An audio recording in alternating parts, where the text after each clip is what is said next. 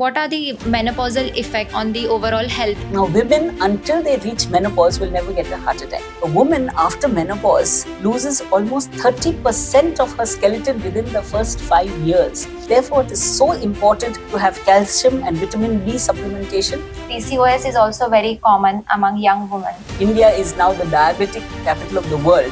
1 out of every 3 adolescent women and 1 out of every 5 women in their reproductive age have polycystic ovarian syndrome. What are some lifestyle changes that the women should adapt to? A lifestyle change is the most important.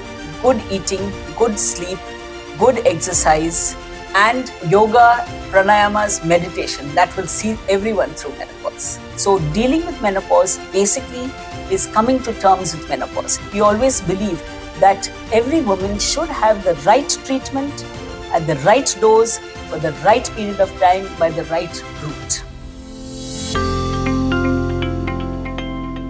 Hello, this is Neha and welcome to Lilavati Hospital's official podcast series, where we bring you one step close to expertise, innovation and patient care that define our institution. In today's episode, we are talking about a phase of life that every woman experiences, yet often undiscussed among lot of us. From physical changes to emotional well-being, there are multiple challenges that a woman faces in her day-to-day life. And to know more about this, joining us we have Dr. Kiran Kohilo, who is an expert in women's health. Ma'am, we have heard a lot about you and your work, but for our listeners who are new, could you please briefly introduce yourself and your area of expertise? Sure. Thank you, Neha, for inviting me. I'm Dr. Kiran Kohilo. I'm a senior gynecologist and head of department at Lilavati Hospital, Obstetrics and Gynecology Department. I have been practicing for more than 40 years. So in my practice, I've seen all the various phases of a woman's life, starting from adolescence to the childbearing years, to the perimenopause, menopause and beyond. And taking care of women is my mission in life. I'm also trained in minimal access surgery and keyhole surgery and robotic surgery. Yes, ma'am, that was very great to know about you. So starting with this session, we would like to know what is menopause and when does it usually begin? Yes, menopause is a phase of a woman's life which every woman fears, which they should not. It is actually a retrospective diagnosis. Once the periods stop for more than a year, then that is menopause. And menopause and the years of perimenopause, the few years before menopause actually takes place, which is known as the perimenopause, occurs because the ovaries slowly, gradually stop producing the hormones estrogen and progesterone. And then once the period stops completely, the period after that is known as the postmenopause. Now, the menopause in Indian women ranges from the ages of 45 to 55, but the average age is about 46.5 in Indian women and 51 in Western women. Now, the premenopause, that is 2-3 years where the periods become irregular and there is the menopausal symptoms, that is known as the premenopause. And then once the periods stop for more than 1 year, then it is called menopause. Now, because we women have got estrogen and progesterone receptors from the head to the toe, and because these receptors are now deprived of the hormone estrogen and progesterone, all the symptoms occur. Ma'am, I think a lot of women undergo all these symptoms but hesitate to talk about it loudly. So what are the menopausal effect on the overall health, including the heart health, bone health and also the psychological health? The first immediate primary symptoms are hot flushes, mood swings, irritability, sleeplessness, night sweats, dryness of skin, dryness of vagina, loss of libido, irritability, brain fog. Those are the initial stages. Then later on, because the body is deprived of estrogen for even a longer time, there is vaginal dryness, painful intercourse, frequency of urination, stress urinary incontinence, that is when you sneeze and cough, urine comes out. 1 out of every 5 women do suffer from stress urinary incontinence. Then frequent urinary tract infections and stress urgency incontinence. By the time the woman reaches the toilet, urine comes out. And that is a very common symptom. Then lack of interest in intercourse, severe dryness in the vagina, that also causes a lot of distress to the couple. Then later on, because over a longer period of time, estrogen is so important for bone health and for heart health. The heart health is that it is lipid friendly, it prevents the growth, the deposition of atherosclerosis patches on the cardiac walls of blood vessels to the heart, thus causing coronary artery disease. Now, women until they reach menopause will never get a heart attack. But after menopause, then the incidence of heart attacks in women is the same as incidence of heart attacks in men. And therefore, women have to be careful to change their lifestyle and their diet after menopause, because now they are more prone to coronary artery disease. The second thing is the bones become weak, because estrogen hormone is responsible for absorption of calcium from the gut, deposition of calcium in the bones, and prevention of resorption of calcium from the bones. And therefore, after menopause, the bones become weak. Less calcium is absorbed, less is deposited, and more is removed. So therefore, you have first osteopenia and then osteoporosis. Now, estrogen hormone is responsible for the good bone health, and therefore, a woman after menopause loses almost 30% of her skeleton within the first 5 years.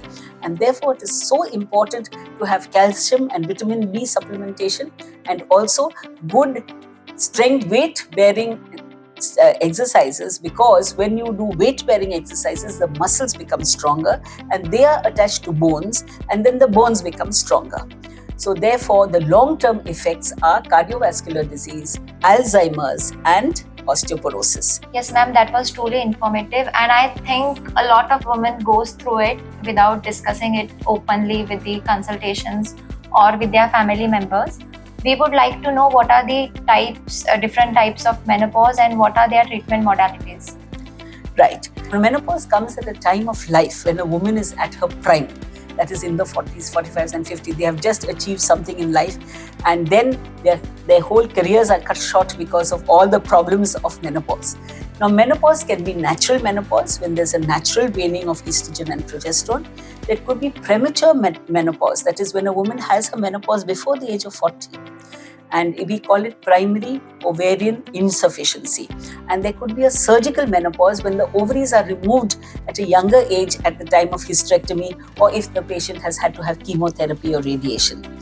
Now, it's best to treat menopausal women in the first 10 years of menopause, because after that, the symptoms are not so severe. So for the initial severe symptoms, there is a lot that medicine can provide. A thorough history taking has to be made. We have to know whether the woman has got any history of breast cancer in the family, cardiac disease, deep vein thrombosis, etc. Find out what are her main symptoms. Are they just hot flushes which interfere with her day-to-day life, or whether she has severe vaginal dryness, or she has recurrent urinary tract infections, etc. And there are a lot of, hormone replacement therapy used to be very, very frequently given in the past. But then there's a lot of studies showed that the benefits were far outweighed than the risks of giving hormone replacement therapy.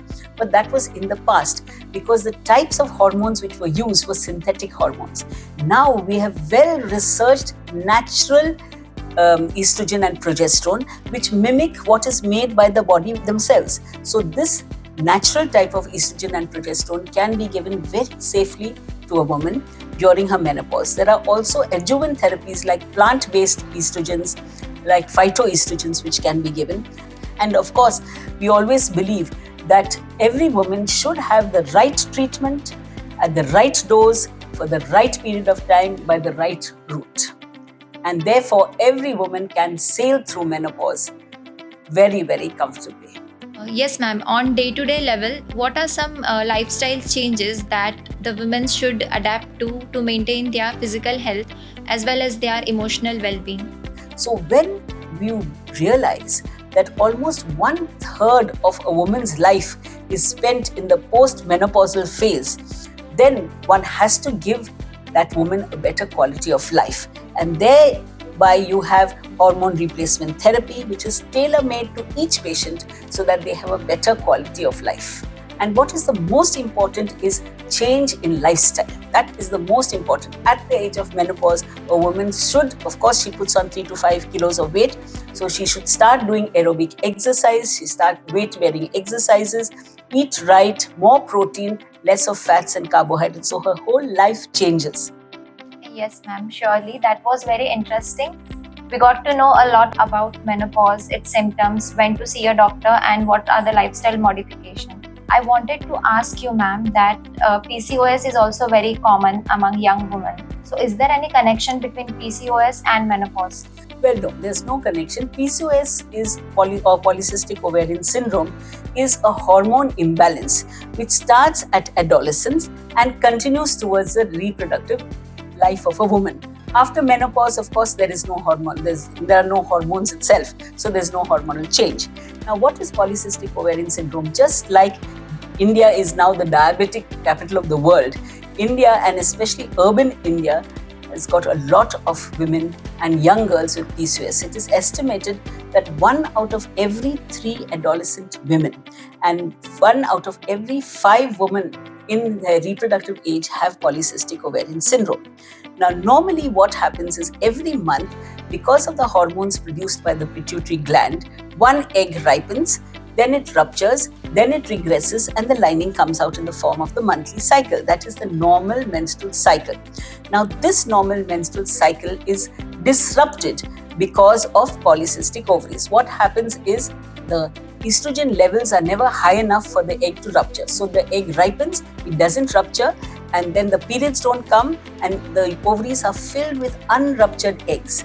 These unruptured eggs then start producing male hormones. So the ovaries now become bulky, male hormones are produced. So this woman has got now and also there is insulin resistance. So even though she has a normal insulin, but her body does not recognize the insulin. So whatever she eats turns to fat. So you have this obese young girl with irregular periods, with hair on her face and hair fall, pigmentation and male distribution of hair, and irregular periods and infertility. Therefore, it's very important to change the polycystic ovarian syndrome, because if it's not treated, then these young girls will later on develop diabetes and hypertension. So there are 3-pronged type of treatment for polycystic ovaries. One does not go without the other.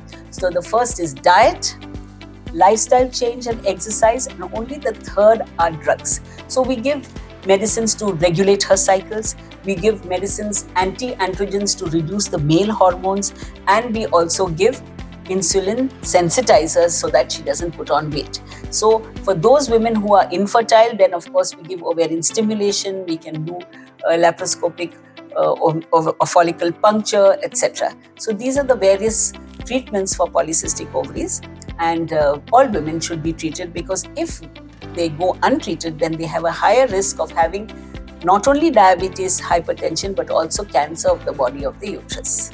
Yes, ma'am, as you rightly said, and beyond the physical side of these things, apart from the medical management or the hormonal therapies, how can a woman or even other family members support her during this phase? May it be in emotional support or any other help?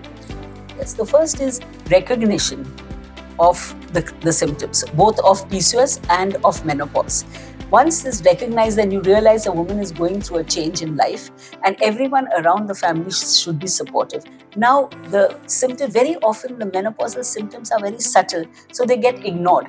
So women, the people around the women, like the husband and the children, they just see that the mother's getting irritable, that she's, forgetting things, she's forgetting names, she's bloating, putting on weight, etc. So they have to be very sympathetic.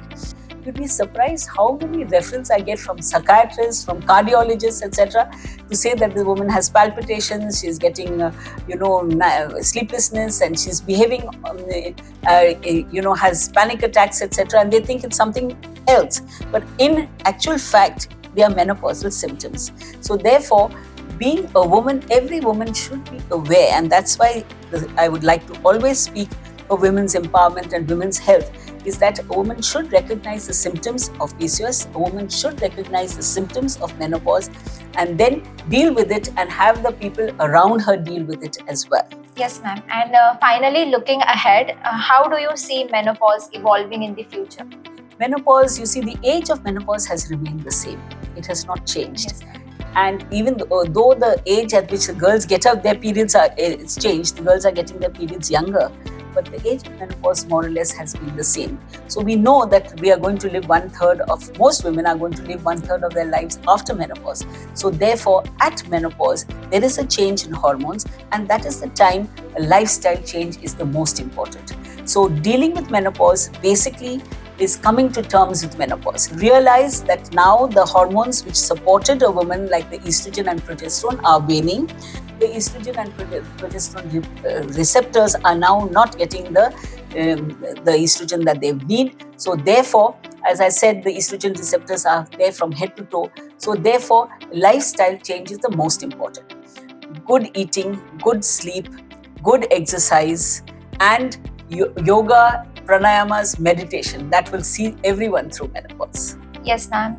Your tips which you gave just now, yoga, lifestyle benefits, pranayam, all those things will surely help us and all the women out there to maintain their health and to maintain their emotional health as well as their physical health. Thank you so much, doctor, for sharing your insight with us here today at Lilavati Hospitals. We are very fortunate and grateful to have you here. Thank you, Neha. Thank you.